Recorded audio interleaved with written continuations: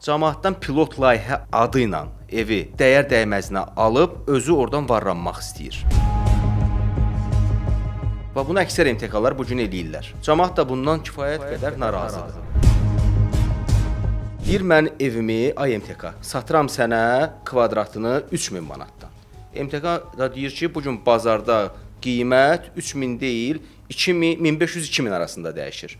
Halbuki vətəndaşın evini sökəcək, orada başlayacaq bina tikməyə, kvadratını cəmaata satacaq 3000-dən və daha da baha, amma evin sökən adama kifayət qədər az pul vermək istəyir. Burada da adam haqlıdır. Ona görə haqlıdır ki, mən deyir evimi elə qiymətə vermək istəyirəm ki, illərlə Bakı mərkəzində yaşamışam.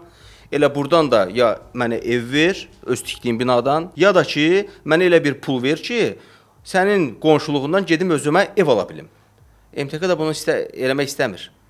Nəticə etibarı ilə də uduzan kim olur? Adi vətəndaş. Bu MTK-lar məsələsində ən çox paytaxtın mərkəzində bina tikən MTK-la cəmaat arasında yaşanır bu problem. Nəsimi rayonunun ərazisində. Var orada Violon MTK var, Pilot 16 var. Bu yaxınlarda elə biri də eşitdiyi mətbuatda da getdi. Nizami Siyid adında bir MTK var və bunlarla cəmaatın mütəmadi biz problemlərin elə görürük, eşidirik. Ay vətəndaşla MTK arasında növbəti problem elə xəbər proqramlarının gündəlik demək olar, belə deyim də, manşetlərindədir bu mövzu.